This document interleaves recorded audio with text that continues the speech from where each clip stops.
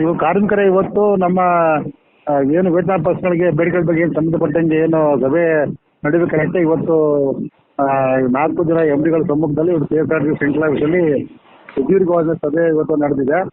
ಈ ಸಭೆಯಲ್ಲಿ 4 ನಿಯಮಗಳ ವ್ಯವಸ್ಥಾ ಉದ್ದೇಶಗಳು, ಅವರ ಸಂಬಂಧಪಟ್ಟ ನಿಗಮಗಳ ಆರ್ಥಿಕ ಪರಿಸ್ಥಿತಿ ಬಗ್ಗೆ ವಿವರವಾದಂತಹ ಪವರ್ ಪಾಯಿಂಟ್ ಪ್ರೆಸೆಂಟೇಷನ್ ಇಟ್ಟು ಹೊತ್ತು ಆರ್ಥಿಕ ಪರಿಸ್ಥಿತಿಯನ್ನು ಅವರು ನಮಗೆ ವಿವರವಾಗಿ ತಿಳಿಸಿದ್ದಾರೆ.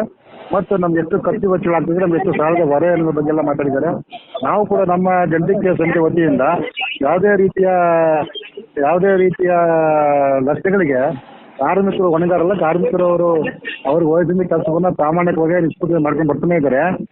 ಇದು ಶಕ್ತಿ ಯೋಜನೆ ಬಂದಂತಂತೂ ಅವರ ಕೆಲಸಗಾರಗಳು ಸಾಕಷ್ಟು ಸಂಕಷ್ಟಗಳು ಎದುರಾಗಿಲ್ಲ. ಅದರಿಂದ ನೀವು ಆರ್ಥಿಕ ಪರಿಸ್ಥಿತಿಯನ್ನು ಮುಂದೊಡ್ಡಿ ಕಾರ್ಮಿಕರಿಗೆ ನ್ಯಾಯ ತಗೊಬರ್ಬೇಕಂತಹ ಏನು ವೇತನ ಪ್ರಶ್ನೆ ಆಗಿದೆ, ಅದು ವೇತನ ಬಾಕಿ ಆಗಿದೆ, ಅದನ್ನ ಅವರಿಗೆ ವಂಚಿತರ ಮಾಡೋದು ಸರಿಯಲ್ಲ, ಅದು ಮಾಡಕೂಡದು ಅಂತೇಳಿ ಅದನ್ನ ಸ್ಪಷ್ಟವಾಗಿ ಹೇಳಿದ್ವಿ.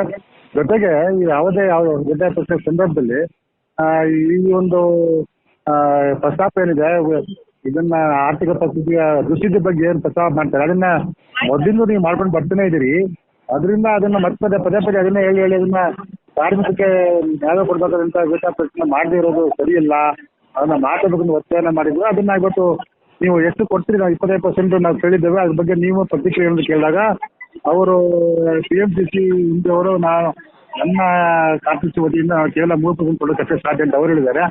ಅದೇ ರೀತಿ KSRTC MD ಅವರು 5% ಕೊಡೋಕೆ ಸಾಧ್ಯ, KKRTC ಅವರು 5% ಕೊಡೋಕೆ ಸಾಧ್ಯ, NWKಗಳು 5% ಕೊಡೋಕೆ ಸಾಧ್ಯ ಅಂತ ಮಾತ್ರ ಅದನ್ನ ಪ್ರಸ್ತಾಪ ಮಾಡಿದ್ದಾರೆ. ಇವತ್ತಿನ ನಮ್ಮ ಜೀವನ ವೆಚ್ಚ ಮತ್ತು ಇತರ ವೆಚ್ಚಗಳಿಗೆ ಹೋಲಿಸಿಕೊಂಡಾಗ ಅದು ಬಹಳಷ್ಟು ಕಡಿಮೆ ಆಗ್ತದೆ. ಕಳೆದ ಬಾರಿ ನೀವು 15% ಕೋವಿಡ್ ಸಮಯದಲ್ಲಿ ನಂತರದಲ್ಲೇ ನೀವು 15% ಕೊಟ್ಟಿದ್ದೀರಿ. ಅದಕ್ಕಿಂತ ಕಡಿಮೆ ಒಪ್ಪಳಿಕೆ ನಮ್ಗೆ ಯಾವುದೇ ರೀತಿಯಾದಂತಹ ಕಾರಣಗಳಿಲ್ಲ. ಆದ್ರಿಂದ ನಾವು ಏನು ಆಡಳಿತವರ್ಗ ಮಾಡಿದ ಪ್ರಸ್ತಾಪಗಳನ್ನ ಅದನ್ನ ನಾವು ಒಪ್ಪಲಿಕ್ಕೆ ಸಾಧ್ಯತೆ ಇಲ್ಲ ಅನ್ನೋ ಮಾತನ್ನ ಹೇಳಿದಾಗ ಈಗ ಆ ನಿಟ್ಟಿನಲ್ಲಿ ವ್ಯವಸ್ಥಾಪಕ ನಿರ್ದೇಶಕರು ಮುಂದಿನ ಸಭೆಯನ್ನ 17/4 3 ಗಂಟೆಗೆ ಕರೆದಿದ್ದಾರೆ. ಮಾತುಕತೆ ಮುಂದುವರಿಯುತ್ತೆ. ಇವತ್ತಿನ ಸಭೆಯಲ್ಲಿ ಕಂಡು ಬಂದ ಪ್ರಮುಖವಾದ ಅಂಶ ಅಂದ್ರೆ ಕಳೆದ ಸಭೆಯಲ್ಲಿ ಏನೋ ಒಂದು ರೀತಿಯ ನಕಾರಾತ್ಮಕವಾದಂತ ಭಾವನೆ ನಾವು ಹೊಂದಿದ್ರು ನಮ್ಮ ಆಡಳಿತವರ್ಗಗಳು. ಇವತ್ತು ಅದನ್ನ ಸ್ವಲ್ಪ ಸಕಾರಾತ್ಮಕವಾಗಿ ಇವತ್ತು ಅದನ್ನ ಸ್ಪಂದನೆ ಮಾಡಿದ್ದಾರೆ. ನಮ್ಮ ಬೇಡಿಕೆಗಳ ಬಗ್ಗೆ ಸ್ವಲ್ಪ ಪ್ರಗತಿ ಆಗಿದೆ ಅನ್ನೋ ಮಾತನ್ನ ಕಾರ್ಮಿಕರ ಗಮನಕ್ಕೆ ತರೋದಕ್ಕೆ ಇಷ್ಟಪಡ್ತೀವಿ.